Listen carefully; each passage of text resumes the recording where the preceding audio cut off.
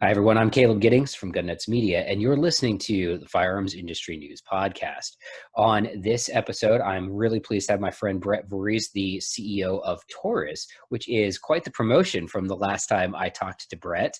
If you guys are interested in past episodes of the show, you can get them on iTunes and Alexa podcast, which I think the actual app for that is called TuneIn. And of course, you can subscribe to us on YouTube or follow me on Facebook at facebook.com/Caleb Shooting.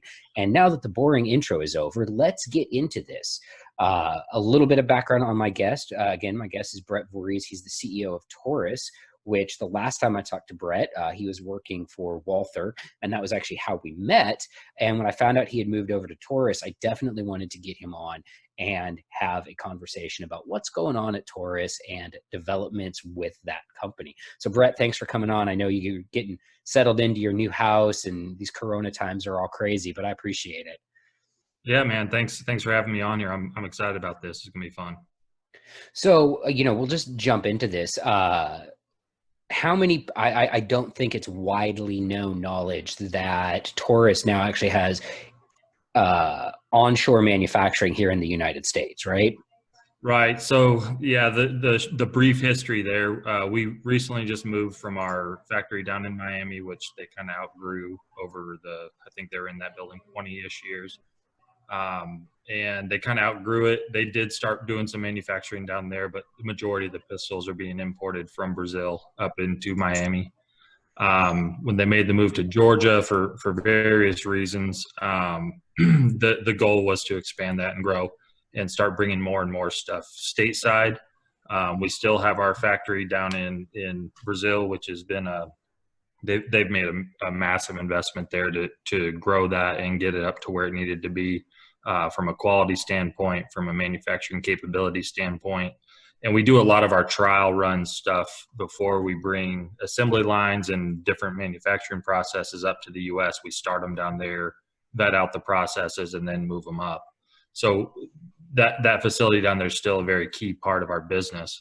But we made the move to Bainbridge. We did our grand opening on December 5th, which was actually before I joined the company, although I was in Bainbridge on that day because all the board members were there and I was in the interviewing process. But they did their grand opening, had the media out there, all that stuff, a lot of customers. And we've been recruiting, talented machinists and those type of people, trying to get our workforce up. But the city of Bainbridge has been excited to have us, and they've been very supportive. So we've had a very good turnout in employees, and a lot of people are really excited to work there. So that's been great. That's awesome. So what guns are you guys planning on having, that factory sort of focus on? Yeah, so in Bainbridge, we have a lot of opportunity there. And if you ever see the factory, we have about 250,000 square feet of warehouse and manufacturing space. So it's a massive building. We're also on 75 acres of property. So there's just a ton of opportunity there in general. But right now we're making the TX22 pistol, semi-automatic pistol. We are making the PT22, little tip-up barrel 22, which is a cool little gun. And we're making all of the heritage single-action stuff. So 4-inch, 6-inch, 16-inch single-action revolvers in 22 Magnum, and now a little carbine type of thing that is similar in function. So very high output guns, high volume stuff, a few 100,000 units a year out of those three product lines. So it's pretty substantial. Definitely have pretty high output. So that's awesome. Yeah. Now, you don't have to give away anything that's, trade secret or protected information, but do you guys have plans to bring like center fire handgun production into the States, stuff like that? Yeah, we do. The way that I like to approach these type of things is kind of crawl before you walk Sure. type of thing. So we will start to do some more assembly oriented processes there, and then we'll start bringing in barrel production and more in-depth manufacturing processes. as time kind of goes on. So definitely want to bring more and more there. We have an engineering team in-house, so we are doing some of our development here in the States, which is important. And ultimately, our leadership down in Brazil recognizes that the U.S. market drives everything we should be doing. And part of the reason for bringing me in is, we want to enhance the reputation of the brand. Obviously in the past that the Taurus brand has had some hiccups for sure. That's probably putting it lightly. But we want to improve that. I think every company wants to be known as a reputable manufacturer.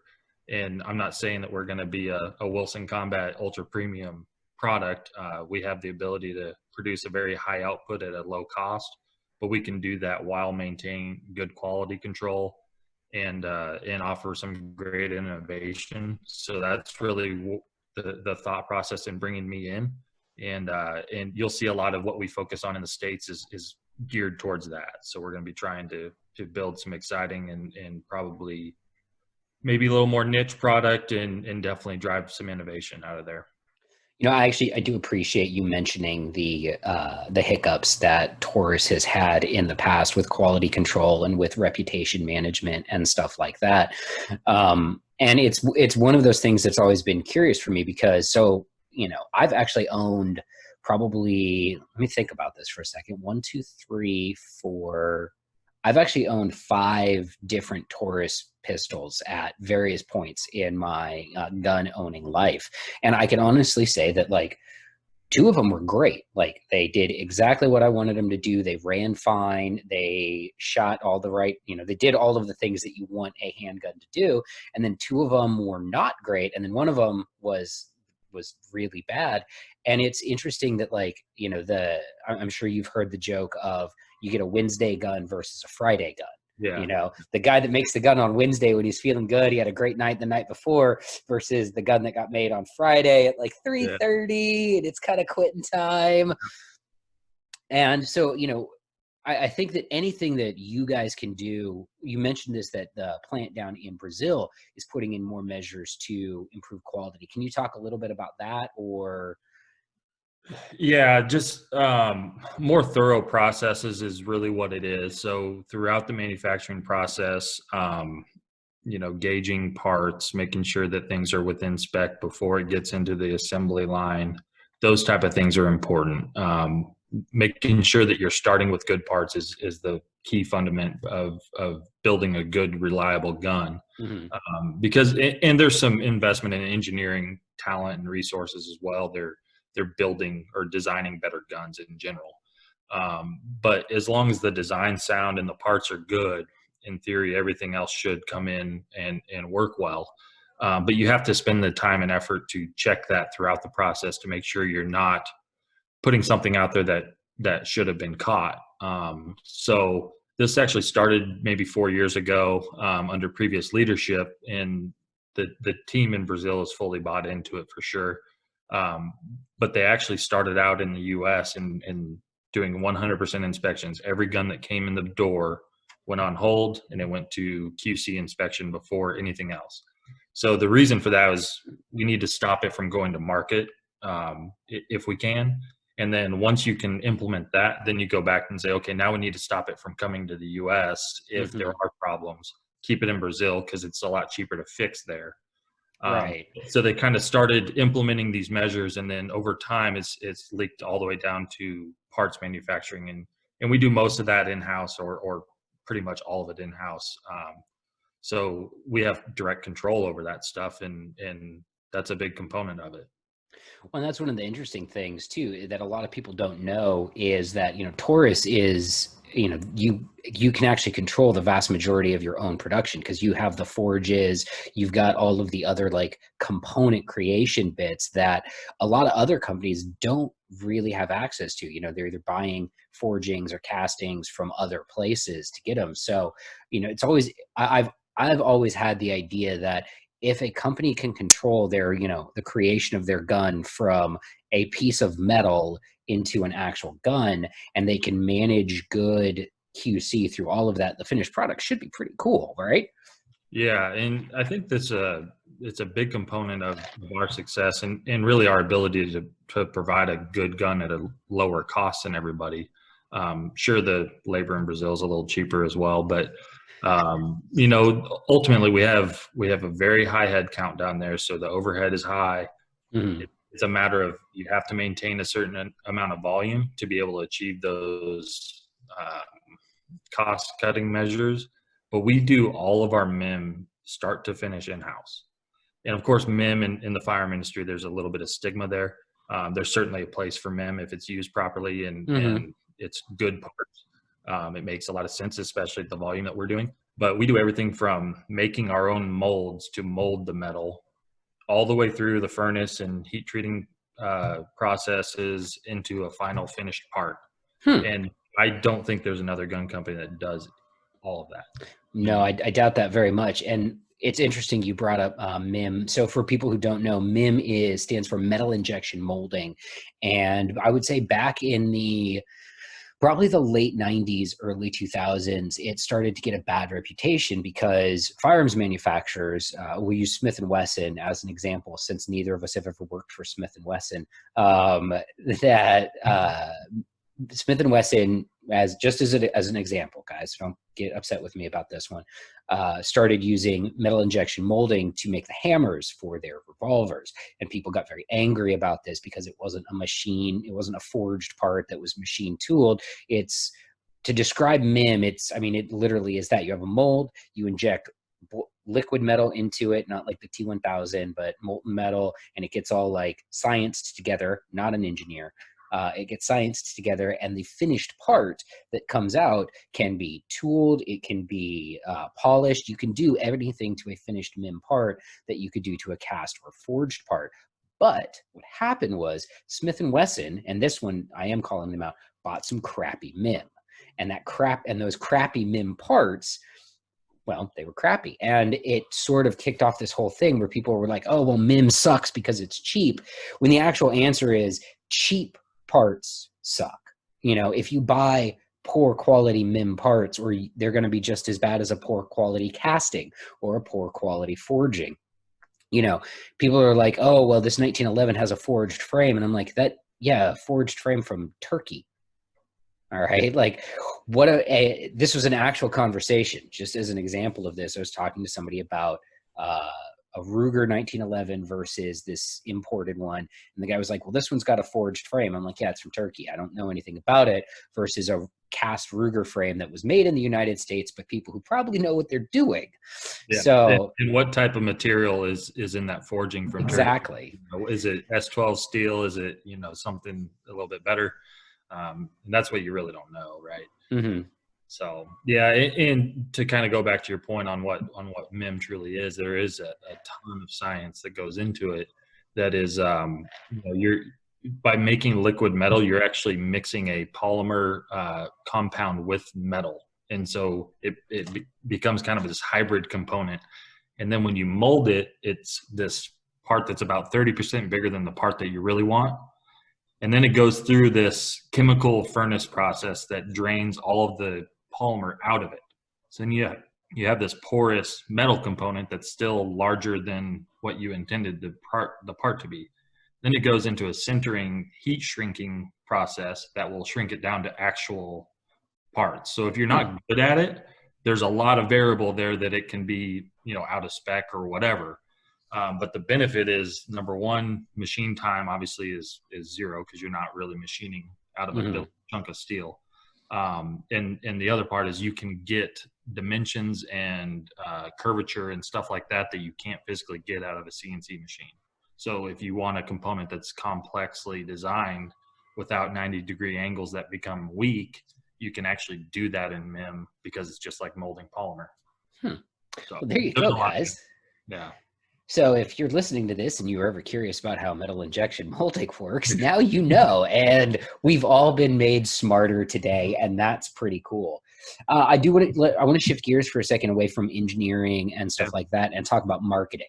So you guys have always had, honestly, pretty decent marketing. And obviously, everybody knows I'm a big advocate for the shooting sports. And and for a while you guys had, I know it was before your time, you guys had like, you had Jesse Harrison, and then you had like a junior shooter that were sponsored by Taurus. Are you guys planning on continuing that, or are you gonna, and like, I fully understand sponsoring shooters is not always the best ROI. Like, so if you tell me we're not going to do it, I get it.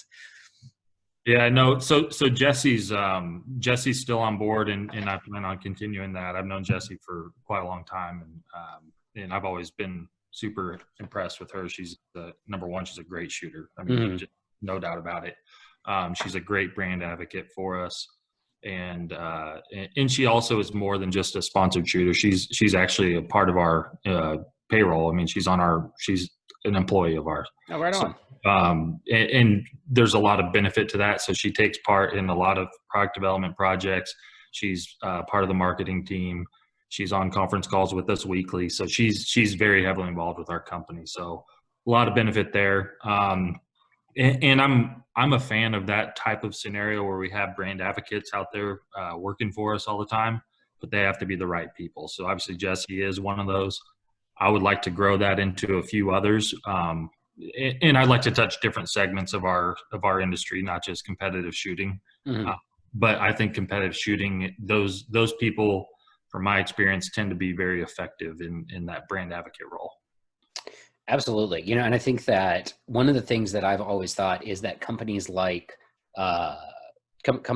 Taurus and even other brands like Beretta and stuff like that, there should do a better job of engaging, not necessarily with, you know, at the super duper high levels of USPSA, which is great. Have those sponsored shooters, have your Jessies and your JJs and all of those dudes, but also like engage with the guys who are, you know, sharpshooters in IDPA, because those are the guys who are actually going to go out and buy your guns. Yeah. And, you know, you can put guns into the hand of somebody at an IDPA match and he'd be like, hey, this gun's kind of cool, you know? And he'll tell his friends about it, and his friends will tell their friends about it. So I'm always, obviously, I'm super biased about being an advocate for the shooting sports, though. But I'm glad to see that you guys are going to be continuing, you know, the competition program, stuff like that. And then also, you mentioned something about, you know, touching other aspects of the market. So you're thinking like the tactical side, or because you're pretty deep, obviously, in the concealed carry market. Yeah, and that's really what we make the most product in is self-defense, concealed carry type of pistols. We don't really approach the law enforcement segment at all. I don't think we're ready for that either from a support standpoint. So I think it's important that you have to understand who you are and what you can do well. And I've done that in my past at Walther. We're just not there yet. But I think that we can gain some momentum in the concealed carry realm as we try to enhance our brand, because I think that there are probably some more serious shooters that are so focused on Glock or so focused on what they carry that they're not even really considering us.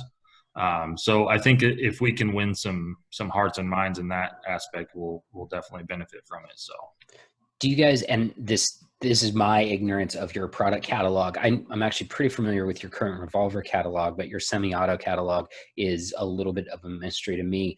Do you currently have a pistol that's factory set up to accept a mini red dot sight?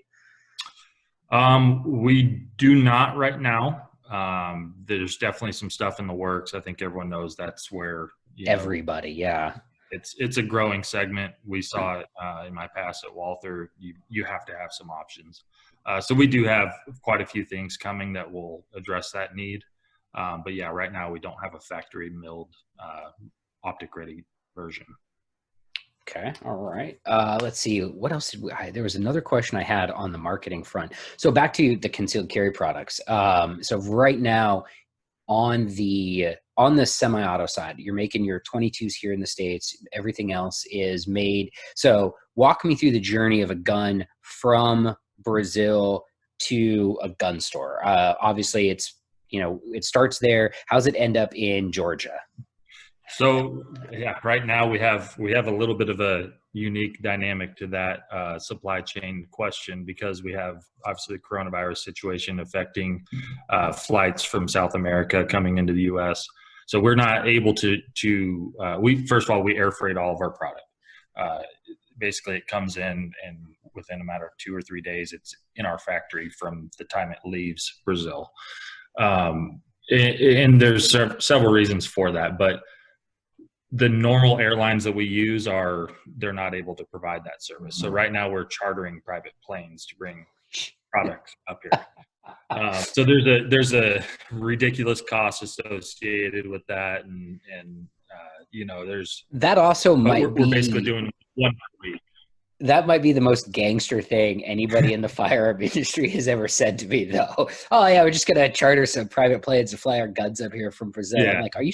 That's like, I know and I understand that's super expensive and that's gotta cost you a ton of money, but that's also super cool. That's pretty rad. We have to keep product flow in the market. We have to keep cash flow between both the companies here and in Brazil. So it's important that we continue that. It's a little bit of a hit on profitability, but when the business is like it is right now, there's not really any other option. I mean, we would be months without shipping product up, and that's not an option for us. Yeah, and you're seeing that with other manufacturers right now where their supply lines are just jammed up.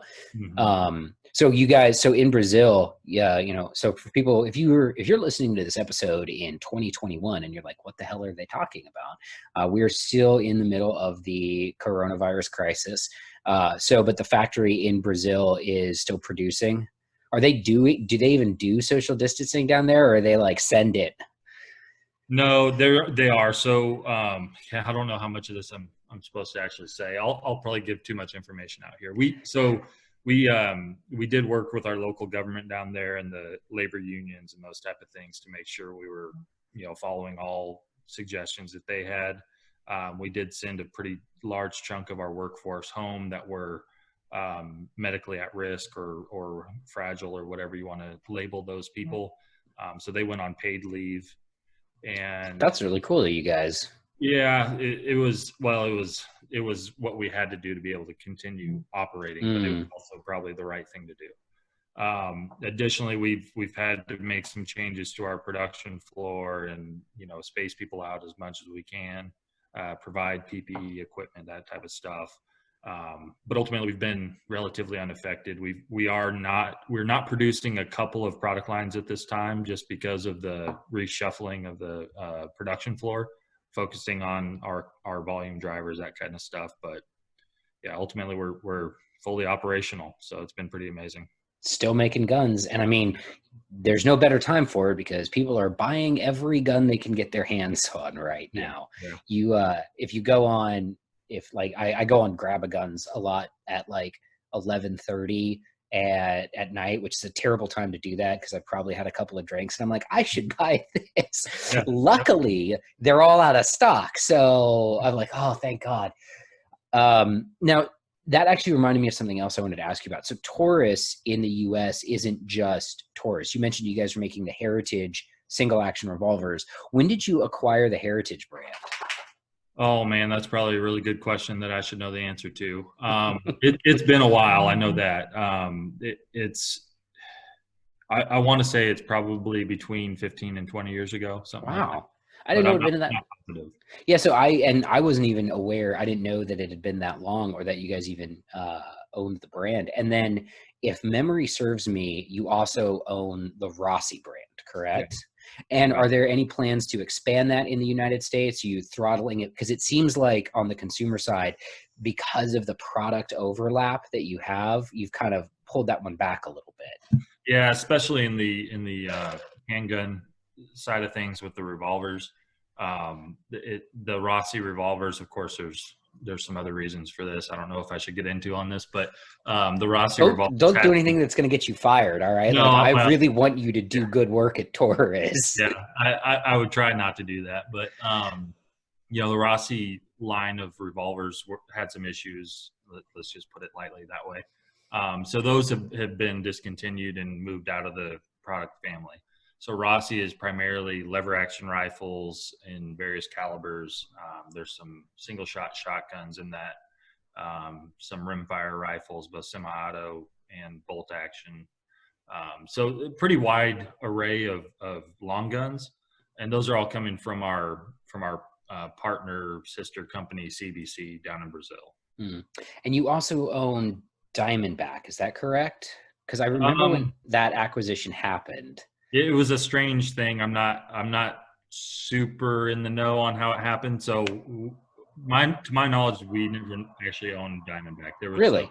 There were some agreements between the companies, and they worked together on several things, but they parted ways at some point, and there was never a, to my knowledge, I could be wrong, there was never a true buyout of the company. Interesting. That's very interesting. So that's good information, because that's one of those things that pops up from time to time. Is somebody posted a link to a Diamondback and like, well, they're owned by Taurus, and I was Yeah. like, are they still? Yeah. So that's interesting. That's good information. So for people listening, Taurus does not own Diamondback anymore. They're off doing their own thing, if they ever did own them. So they're Right. doing their own thing. You guys are doing your own thing, and that's very cool. Now, there was something that did come up.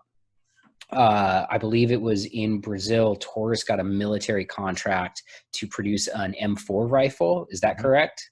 Yeah. Any plans to bring that rifle to America? We actually have some here, and we provided some to some local agencies that wanted some select fire rifles and stuff Very like that. cool. We've done some of that here. I think there were some plans on it at one point, and they actually, I mean, they went out and actually built a pretty solid AR. I would say better than a lot of the guns on the market right now. But I don't know if you remember, if you were at SHOT Show when those came out. I think it was right after Trump got elected, and everyone kind of cooled off on them, and so Yeah. they just decided, well, these are cool, but we're not going to actually do it. Yeah, the AR market's tough right now. I mean, it's still tough because everybody's making them. Yeah, and they might have sold a handful of them. I don't really know the background there, but I just know we have a few samples laying around, and they're not bad guns for sure. Very cool. Very, very cool. So going through the brands, obviously with Taurus, that's the big one in this, obviously. Where are you guys, you make a ton of products for the concealed carry market. Where are you kind of positioned to attack, I guess? I'm not saying that like you're trying to like attack Ruger or anything like that, but like, who do you see when you're looking out at the other brands in the industry being like, we need to do more stuff like what they do, or we need to do less like what these guys do? Like, who do you guys view as your kind of close comp set?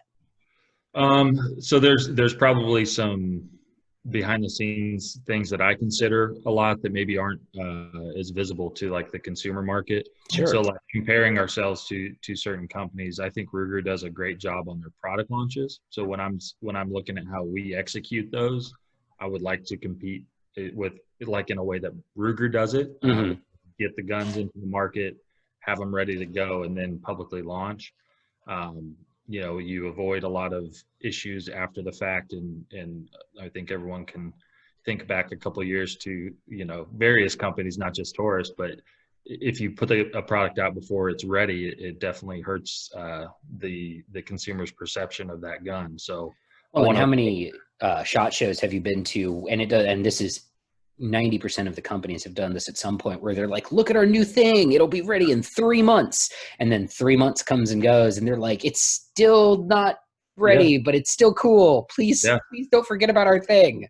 Yeah. I mean, I did that when I first came on board at Walther. We launched the CCP before it was ready. I don't know if you remember that. I do remember the CCP. I remember shooting it in Germany. Yeah, that's right. Because you went before we opened our company there, I guess.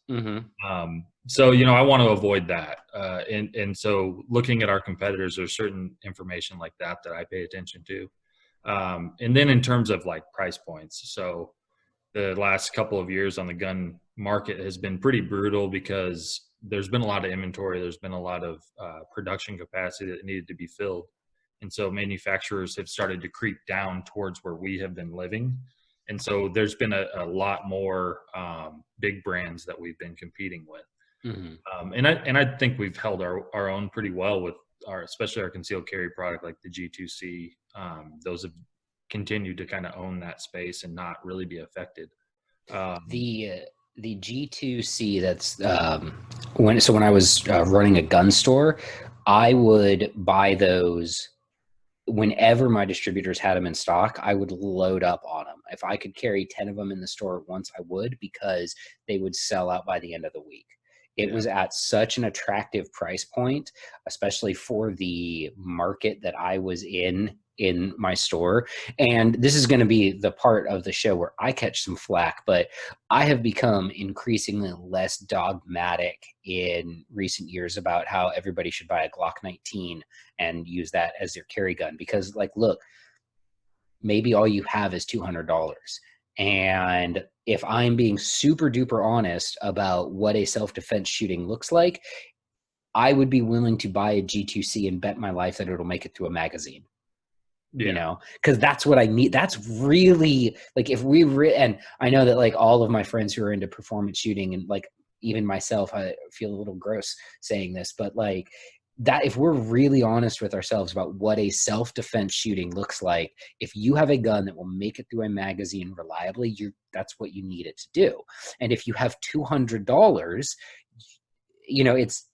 it's easy for us, especially people like me who work in the industry, and I shoot 15,000 rounds a year. I don't really think about the cost of the gun, right? I'm way, way more worried about the cost of the ammunition that I shoot to train with.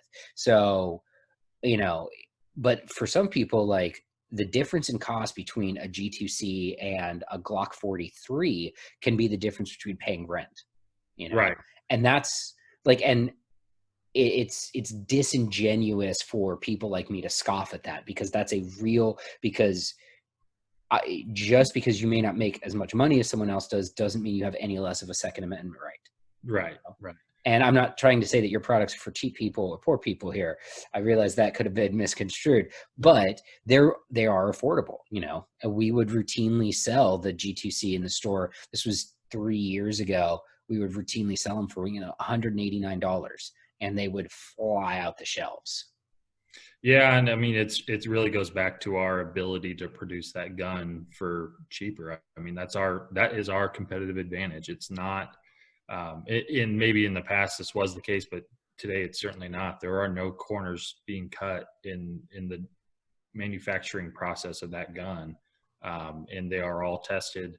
When they come into the U.S., we still do a huge incoming inspection, and I see what is held back, and it's very minor. You might have a gun here or there that there's a manufacturing flaw that didn't get caught, but it's not a consistent thing that you see. And when we do see them, we of course go through everything 100%. But there's no ongoing issues with that particular product line that would have me concerned about it at all. So that's awesome, man. That's really good to hear. Again, because I assume my next question was going to be, what's your kind of leading product in the SemiAuto line? And it's the G2C. Yeah, that's by far the highest volume. Are you guys still making the PT92? We are, yes. That's one gun that gets some law enforcement love down in South America. So there's times where we're starving for them, and they're filling contracts down there. But we do still make them and do pretty well with them. So that was the very first Taurus that I ever bought was a PT92 with a rail. And honestly, honestly, it was a great gun. And I bought it because I wanted an M9, but I couldn't afford an M9 and I bought it used. But it was great. I really like that. And I always loved, and my friends at Beretta, when they hear this, are going to be so mad at me, but I always loved the thumb safety better than the slide safety. I was like, the slide safety is stupid and I don't like it. It's fine, I can work around it, but the thumb safety, I can actually use it easily. Yep.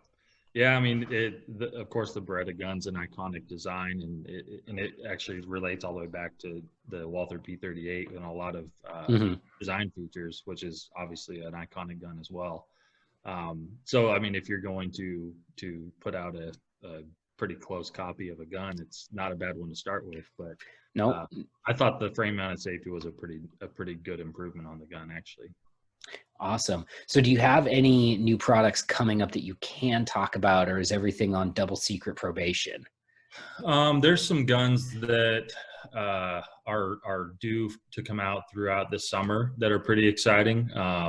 Some of them are just line extensions, and then there's a couple that are all new models that will be kind of our new flagships, stuff like that. So Oh, very cool. I'm not going to let the cat out of the bag on some of that stuff because it's relatively large launches, and we want to make sure we do them right. But Awesome, man.